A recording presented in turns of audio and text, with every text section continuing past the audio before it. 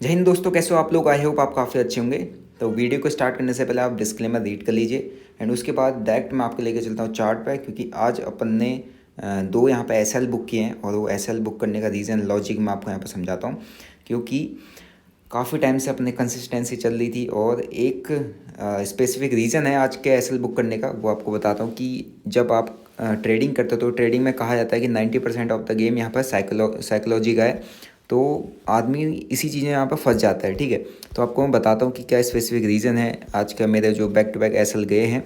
SL जाने का एक रीज़न ये है कि भाई जब सुबह यहाँ पर ट्रेड बनाया था अपना, ठीक है, यहाँ पर मेरा परफेक्ट सेटअप बना था। ट्रैप करने के बाद यहाँ पर मेरा बिग बार सेटअप बना था और सेटअप बनने के बाद मेरे को 1:1 अराउंड 40,000 के आसपास का मेरा प्रॉफिट हो गया था। ठीक है, मैंने क्वांटिटी कम रखी थी एंड देन ये चीज़ और वही प्रीमियम ऑलमोस्ट, अगर मैं आपको पोजीशन में लेके चलता हूँ, आप पोजीशन रिफ्रेश कर देता हूँ एक बार, पोजीशन में ले चलता तो आप देखेंगे 40,000 के आसपास का कुछ प्रॉफिट है।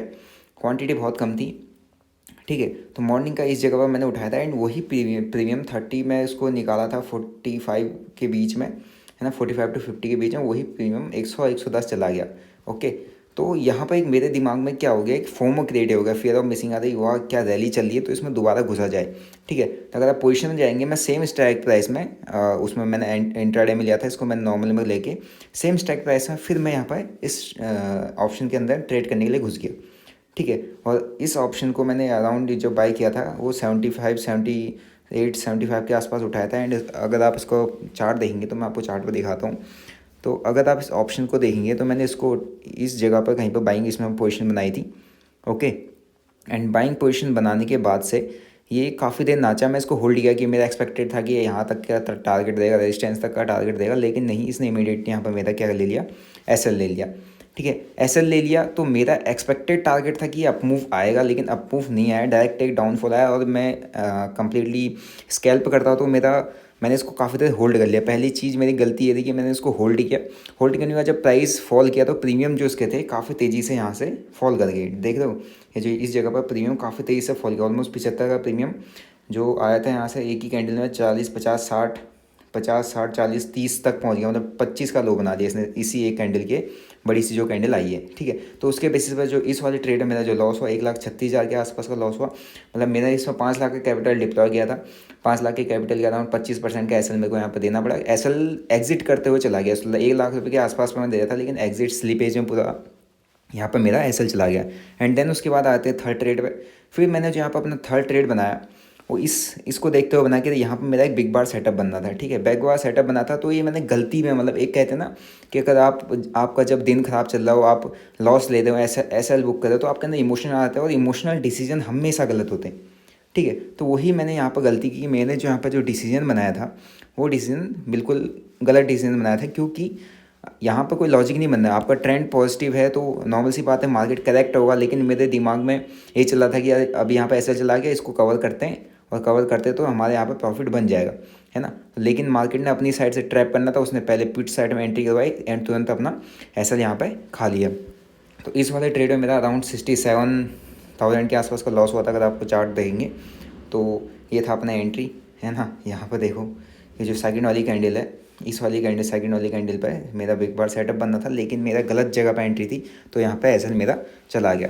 ठीक है, तो यहाँ पर मेन रीज़न ये है कि भाई जब आप कंसिस्टेंट प्रॉफिट बना दो, कंसिस्टेंट की बात करो तो मैं अगर अपना सेंसिबल आपको यहाँ पर लेके जाऊँ तो यहाँ पर कंसिस्टेंट ग्रीन है ना। अब आज का आपको जनरेट कर दूंगा तो कंसिस्टेंट ग्रीन है। तो इससे पता है क्या चीज़ होती है दिमाग में, इससे एक फैक्टर आता है दिमाग में, उसको कहते हैं कि जब आप कंसिस्टेंट प्रॉफिट बनाते हो, ओके, तो कंसिस्टेंट प्रॉफिट के बाद आपको पता है टफ हो जाता है मैनेज करना कि यहाँ पर मैं अपनी जो साइकोलॉजी है उसको कैसे मैनेज करूँ। कंसिस्टेंट प्रॉफिट का साइड इफेक्ट क्या होता है, आपको ओवर कॉन्फिडेंस हो जाता है, आप रिवेंज लेने लगते हो कि यार मैं लॉस नहीं लूँगा। लॉस को आप अवॉइड करने लग जाते हो कि भाई लॉस नहीं लूँगा, मुझे क्या करना है, ग्रीन में क्लोज करना है ना, मुझे प्रॉफिट ही चाहिए।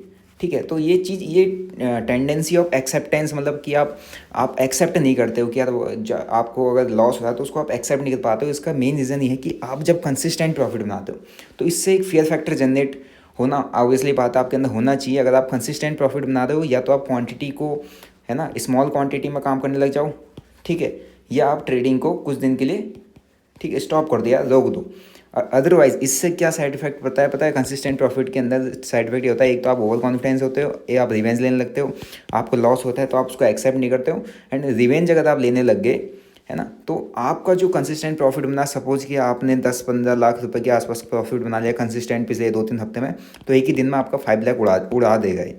और ये 5 लाख अगर जिस दिन जाएगा तो उसके बाद आप इसको वापस से इसी स्टेज पर लाने की कोशिश करोगे और आप और बड़ी क्वांटिटी ला के यहाँ पर ट्रेड करना स्टार्ट कर दोगे, ठीक है। और उससे क्या होगा, आपका जो ओवरऑल जो प्रॉफिट है वो टर्न हो जाएगा लॉस में। तो ये चीज़ होती है कि आपको लॉस लेना आना चाहिए, आपको लॉस बीच बीच में बुक करते रहना चाहिए। आप हर दिन उसको कवर अप करने के लिए मत जाओ, हर दिन उसको प्रॉफिट में टर्न करने के लिए मत जाओ। मैंने कोशिश की वापस से आज की अपने लॉस को प्रॉफिट में टर्न करूँ, है ना। तो मेरे यहाँ पर गलतियाँ आपको दिखा दी मैंने कि पहली गलती मेरी क्या रही कि मैंने इस जगह पर ट्रेड ले लिया और उसके बाद उसको होल्ड कर लिया, ठीक है, होल्ड भी कर लिया। एंड दूसरा उसके बाद जब यहाँ पे मेरा ऐसा हो गया तो मैंने इमोशन में यहाँ पे एक ट्रेड ले लिया कि यार चलो अब मुझे सेटअप को छोड़ के यहाँ पर हल्का सा मुझे सेटअप जैसा दिखा, तो मुझे ऐसा लगा कि मैंने होप आई कि यार चलो अब यहाँ से तो मुझे लग रहा है फॉल करेगा क्योंकि सारे इंडेक्स फॉल कर दें, तो अब तो इसने डाउन साइड के लिए आने ही आने क्योंकि मार्केट नेगेटिव है। बट इसने मॉर्निंग में ही जब स्ट्रेंथ यहाँ पर शो कर दी है मार्केट ने, तो ऑब्वियसली बात है वहाँ पर आपको मार्केट फंसाएगा ही फंसाएगा, ठीक है। तो ये था अभी आज का मेरा ट्रेड। अगर आप पोजीशन में जाएंगे तो 1,60,000 के आसपास अभी मेरा लॉस है, ओके। तो ये मेरा ओवरऑल कैपिटल का होगा अराउंड 30% के आसपास कह सकते हो इसको, क्योंकि हाँ 5 लाख का कैपिटल डिप्लॉय था, 30%, ओके। बाकी अगर आप मेरे टेलीग्राम पर जुड़े नहीं तो मैं टेलीग्राम पर हर चीज़ यहाँ पर अपडेट आपके साथ कर देता हूँ। मैं स्कैल्प करता हूँ तो मेरी स्कैल्पिंग मेरा ट्रेडिंग स्टाइल अलग है।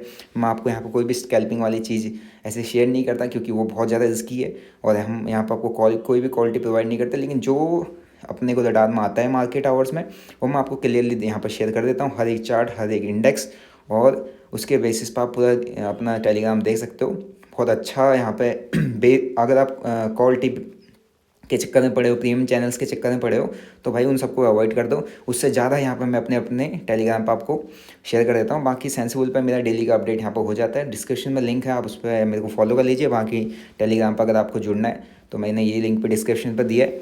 और यही था आज का ट्रेड, और ये थे आज की ओवरऑल पोजीशन। बाकी आई होप आपको आज के मेरे ट्रेड और मेरा जो एसएल और किस बेसिस क्यों साइकोलॉजी इतना इंपॉर्टेंट होता है वो आपको समझ में आया होगा, और क्यों लॉस लेना भी इतना इंपॉर्टेंट होता है वो भी समझ में आया होगा। तो आई होप आपको वीडियो पसंद आया होगा। तो वीडियो को लाइक कीजिए, शेयर कीजिए, सब्सक्राइब कर दीजिए। बाकी जो सीखना चाहते हैं मैंने डिस्क्रिप्शन में लिंक दिया है, मेरा स्टोर विजिट कर लीजिए। बाकी मिलता हूँ एक और ऐसी लर्निंग वीडियो के साथ। Till then bye bye, see you, Jai Hind.